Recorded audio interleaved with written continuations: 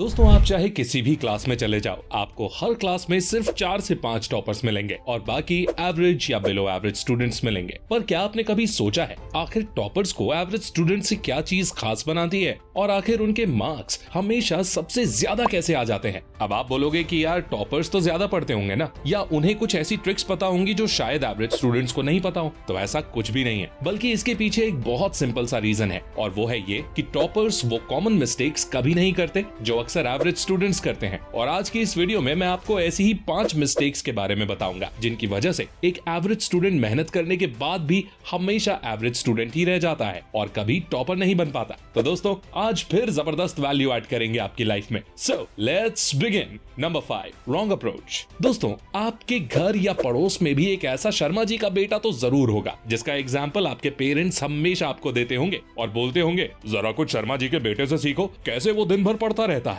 और ऐसा वो इसलिए कहते हैं क्योंकि उनके अकॉर्डिंग आप जितना ज्यादा पढ़ाई करोगे, आपके मार्क्स उतने ही ज्यादा अच्छे आएंगे और आप उतने ही होशियार भी माने जाओगे। और यही रीजन है कि ज्यादातर लोग 10 घंटे पढ़ने वाले स्टूडेंट को 4 घंटे पढ़ने वाले स्टूडेंट के कंपैरिजन में ज्यादा हार्ड वर्किंग मानते हैं, फिर चाहे दोनों स्टूडेंट्स के मार्क्स लगभग सेम ही क्यों ना आए हो। नो डाउट ज्यादा घंटे पढ़ने से आपके ज्यादा मार्क्स आ जाएंगे, पर क्या ये अप्रोच सबसे बेस्ट अप्रोच है? बिल्कुल नहीं। अगर आपको सच में ए ग्रेड स्टूडेंट बनना है ना, तो उसके लिए सबसे पहले आपको एक सही स्टडी अप्रोच चूज करनी होगी। अब ये सही स्टडी अप्रोच क्या होती है? तो एक सही स्टडी अप्रोच वो होती है जिसमें आप कम टाइम में ज्यादा चीजें लर्न कर सको। मींस जितनी चीजें आप 10 घंटे में पढ़ रहे थे, उसी सेम चीज को पढ़ने में आपको 4 से 5 घंटे लगने चाहिए। और ऐसी टेक्निक को ही हम एक्टिव रिकॉल टेक्निक कहते हैं। एक एवरेज या बिलो एवरेज स्टूडेंट हमेशा पैसिव टेक्निक का यूज करता है। पैसिव टेक्निक मतलब रट्टा मारना या एक ही चीज को बार बार पढ़ना। अगर आप कुछ पढ़ते हो और सिर्फ 2 दिन के अंदर ही आपका डब्बा गोल हो जाता है, तो पक्का आप भी पैसिव रिकॉल टेक्निक का ही यूज करते हो। Active recall technique is one of the best study approaches, जिसका यूज करके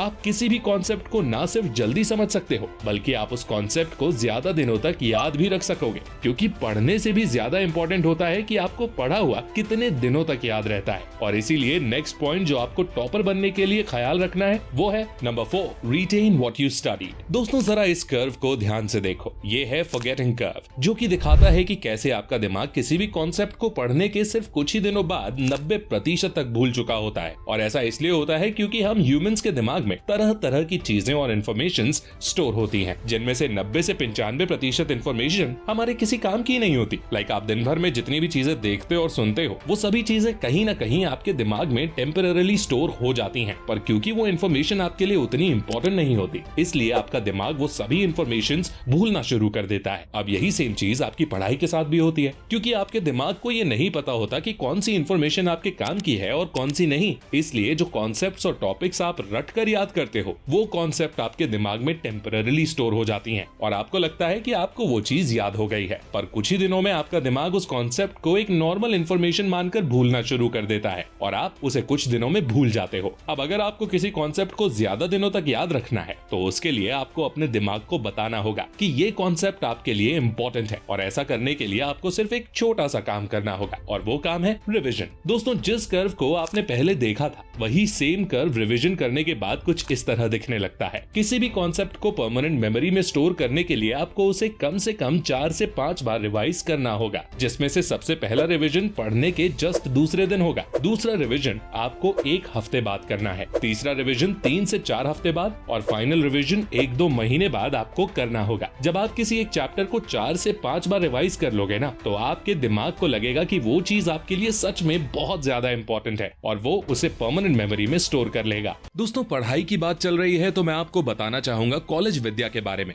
दोस्तों, बहुत से बच्चे ऐसे होते हैं जिन्हें स्कूल पूरा करने के बाद डिग्री हासिल करने के लिए कोई रेगुलर कॉलेज नहीं मिल पाता, या किसी प्रॉब्लम की वजह से वो कॉलेज ज्वाइन नहीं कर पाते। और ऐसे बच्चे कॉलेज विद्या की मदद से किसी भी ऑनलाइन या डिस्टेंस यूनिवर्सिटी में एडमिशन ले सकते हैं, जहां से आप अपनी डिग्री कंप्लीट कर सकते हो अपने घर से ही पढ़ाई करके। काफी बच्चों को लगता है कि ऑनलाइन या डिस्टेंस डिग्रीज की वैल्यू ऑफलाइन डिग्रीज के मुकाबले कम होती है, लेकिन ये बस एक मिथ है, क्योंकि यूजीसी यानी यूनिवर्सिटी ग्रांट्स कमीशन ने खुद कहा है कि ऑफलाइन और ऑनलाइन डिग्रीज की वैल्यू एक बराबर ही होती है। दोस्तों, एजुकेशन एक वन टाइम इन्वेस्टमेंट है। अगर एक बार किसी गलत कॉलेज में फंस गए तो जिंदगी भर रिग्रेट करना पड़ सकता है। इसलिए कॉलेज विद्या की मदद लो और अपने लिए बेस्ट ऑनलाइन कॉलेज चुनो। कॉलेज विद्या के थ्रू आप 50+ अप्रूव्ड ऑनलाइन और डिस्टेंस कॉलेजेस में अपनी पसंद और बजट के मुताबिक कोई भी कॉलेज चूज कर सकते हो। अगर आप नीट या यूपीएससी जैसे किसी कॉम्पिटिटिव एग्जाम की तैयारी कर रहे हो तो आप कॉलेज विद्या की मदद से कोई भी ऑनलाइन डिग्री ले सकते हो, ताकि आपके पास एक बैकअप प्लान रहे। कॉलेज विद्या आपको पोस्ट डिग्री सपोर्ट प्रोवाइड करता है, यानी जब आप किसी डिग्री के लिए एनरोल करोगे तब से लेकर आपकी डिग्री कंप्लीट होने तक कॉलेज विद्या की टीम आपको पूरा गाइडेंस देगी। आप अपनी डिग्री की फीस EMI के थ्रू भी पे कर सकते हो। कॉलेज विद्या के जरिए आप MBA की डिग्री ले सकते हो, वो भी सिर्फ 200 रुपीज पर डे में। इसके साथ साथ कॉलेज विद्या में आपको एक डेडिकेटेड काउंसलर भी मिलता है। यूनिवर्सिटी के पास इतने ज्यादा बच्चों की प्रॉब्लम्स आती है कि वो आपकी प्रॉब्लम नहीं सुन पाएंगे, आप बस ईमेल और कॉल करते रह जाओगे।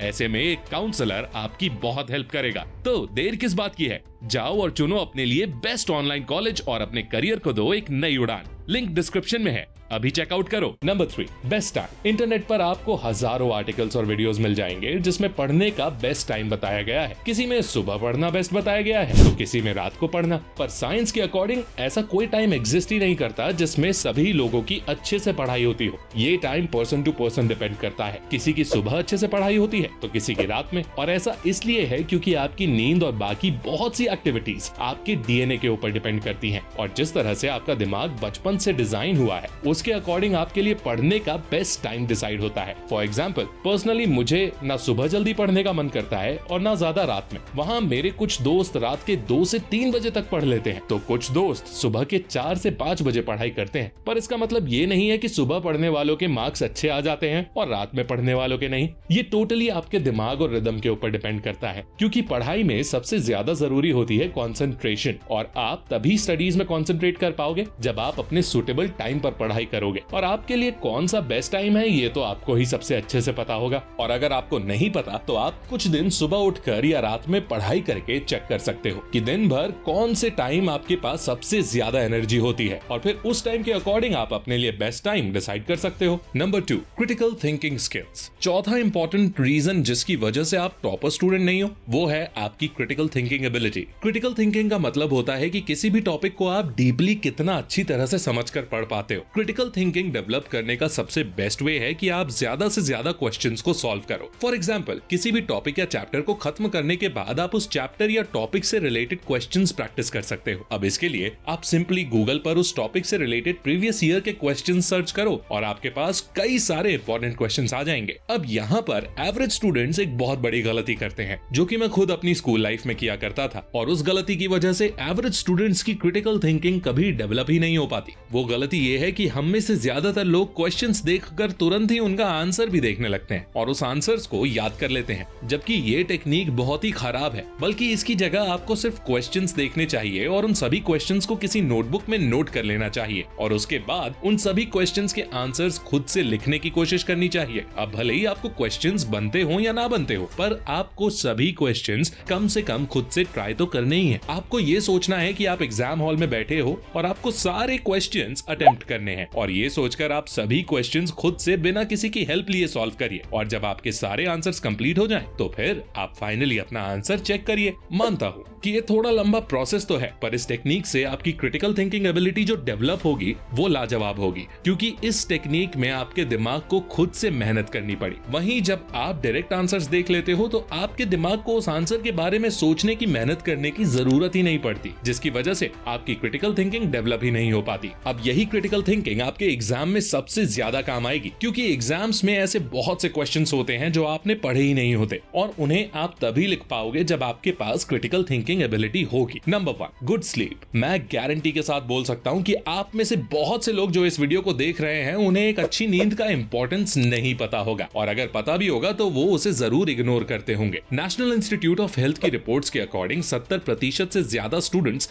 8 घंटे की नींद भी अच्छे से नहीं लेते, जिसकी वजह से न सिर्फ उनकी मेंटल हेल्थ खराब होती है, बल्कि उन्हें कई तरह की problems like depression and anxiety का भी सामना करना पड़ता है। एक अच्छी नींद आपके ब्रेन की मेमोरी पावर को कई गुना बढ़ा देती है, और ऐसा हम नहीं कह रहे, बल्कि दुनिया की कई रिसर्चर्स ने ये बात प्रूव करी है। यूनिवर्सिटी ऑफ कैलिफोर्निया के स्लीप साइंटिस्ट डॉक्टर वॉकर के अकॉर्डिंग एक अच्छी नींद लेने के दौरान हमारा ब्रेन 3 फेजेस से होकर गुजरता है, जिसमें पहला फेज लाइट स्लीप का होता है, दूसरा फेज डीप स्लीप का, और तीसरा और सबसे इंपॉर्टेंट फेज होता है रैपिड आई मूवमेंट। इन तीनों फेजेस एक्सरसाइजेस के दौरान आपका ब्रेन वो सभी एक्टिविटीज रिकॉल करता है जो आपने दिन भर किए होते हैं, और ब्रेन उन सभी एक्टिविटीज को एक दूसरे से कनेक्ट करने की कोशिश करता है, जो कि इवेंचुअली आपकी मेमोरी स्ट्रेंथ को मजबूत करता है। वैसे तो इसके ऊपर डिटेल्ड साइंस एक्सप्लेनेशन अवेलेबल है, पर अभी के लिए आप सिर्फ इतना समझ लो कि आपकी नींद स्टडीज को काफी ज्यादा अफेक्ट करती है, और इसीलिए आपको मिनिमम 7 से 8 घंटे की क्वालिटी नींद तो लेनी ही चाहिए। अब क्योंकि आपने यहाँ तक वीडियो देखा है, that means you are really serious student, और इसलिए मैं आपको एक लास्ट टिप देना चाहूंगा, जो कि है डोंट टेक एन आइडेंटिटी। इसका सीधा और सिंपल सा मतलब ये है कि आप कभी भी खुद से कोई आइडेंटिटी मत जोड़िए। बहुत से स्टूडेंट्स खुद के साथ एक आइडेंटिटी जोड़ देते हैं कि वो लोग इस पर्टिकुलर सब्जेक्ट में अच्छे हैं और इस सब्जेक्ट में वीक। फॉर एग्जाम्पल, अगर आप खुद के साथ ये आइडेंटिटी जोड़ देते हो कि आपकी मैथ्स बिल्कुल समझ में नहीं आती है और आप कभी मैथ्स में अच्छे मार्क्स स्कोर ही नहीं कर पाओगे, तो इसकी वजह से जब आप मैथ्स करने बैठोगे ना, तो आप यही सोचने लगोगे कि आखिर आप तो मैथ्स में वीक हो,